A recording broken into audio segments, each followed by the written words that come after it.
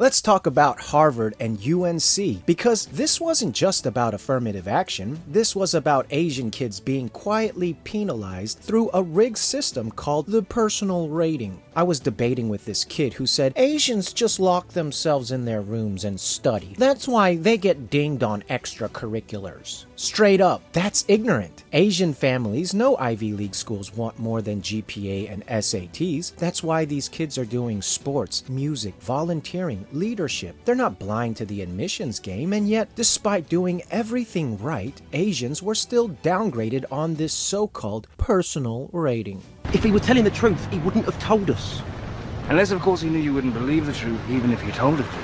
Hello world, the Faceless Prophet here, and if you like educational content like this, please like, follow, and share for more. Now let me show you the receipts. On academics, 60% of Asian applicants scored at the top. Whites, only 46%. That's a 14-point edge. On extracurriculars, Asians again pulled ahead, 28% versus 25% for whites. So no, they're not locked into their rooms, they beat whites by 3%. But on the personal rating, Asians were at 18%, whites at 22.6%, blacks and Hispanics sat about 1 point above Asians, but still below whites. So Asians win on academics, Asians win on extracurriculars. But because they were just a few points lower on a subjective personal rating, their acceptance rates dropped hard. Duke economist Peter Arcidiacono found that if Asians had been treated the same on personal ratings, their admit rate would have been about 19% higher. So what was this personal rating? It included things like likability, courage, humor, personality, plus essays and teacher recommendations. Now think about an Asian kid whose parents immigrated. Maybe English isn't their first language. Are you seriously penalizing that kid because their essay isn't written like a Pulitzer sob story? Essays should test clear thinking, not whether some admissions officer got misty-eyed. And recommendations? Same story. A kid from a polished prep school gets glowing letters, but many Asian kids go to public schools where teachers don't write flowery essays, and parents can't coach them because of language barriers. That's not the student's fault. Yet Harvard turns around and says, "Oh, sorry, you didn't touch my heart. Personal rating lower." Add in teacher bias, a social butterfly who kisses up to teachers is going to get a glowing recommendation, whereas a quiet Asian kid who just puts his head down and works, he gets a generic letter. And group preference matters too. Black and white teachers are more likely to write detailed praise for black and white students. Asians, on the other hand, are left hoping their teacher isn't a closet racist. That's systemic bias dressed up as holistic admissions. Let's call it what it is. Reverse discrimination. Asians were 14% stronger academically and 3% stronger in extracurriculars, but got dragged down by a flimsy personal rating. That's discrimination, plain and simple. Even in the top academic deciles, black applicants were admitted at higher rates than Asians with stronger scores. Why? Because personal ratings and race as a plus factor tilted the scale. Picture it. An Asian kid with near perfect scores gets rejected because he didn't write a tearjerker essay, while another student with weaker academics gets in. That's not equity. That's injustice. Look, personality matters. Essays matter. But when subjective measures like, did this move me emotionally, outweigh clear academic excellence, immigrant kids are punished for not being born into polished English-speaking families or elite prep schools. The facts are clear. The personal rating was the loophole that let Harvard and UNC depress Asian admissions without ever putting a quota on the paper. That's the smoking gun, and that's why the Supreme Court had to step in, because fairness means the most qualified students get their shot, not the ones who happen to tug on admissions officers' heartstrings. So the next time somebody says, Asians get rejected because they just study and have no lives, here's the truth. Asians beat whites in extracurriculars by 3% and academics by 14%. They only lost because of biased personal ratings, just 4 points below whites, 1 point below blacks and Hispanics. The numbers don't lie. MLK himself once warned he feared integrating his people into a burning house. He fought for equal opportunity, but what we ended up with was equality of outcome. And the solution meant to fight inequality devolved into reverse discrimination, hurting Asians and white males alike. If all you do is push the injustice onto somebody else and call it progress, you didn't solve the problem. You just shoved the shit into someone else's yard. Well, that's all for now. But if this helped you cut through the noise, noise and see the truth. Don't forget to like, follow, and share for more. But until next time, the Faceless Prophet out. If he were telling the truth, he wouldn't have told us.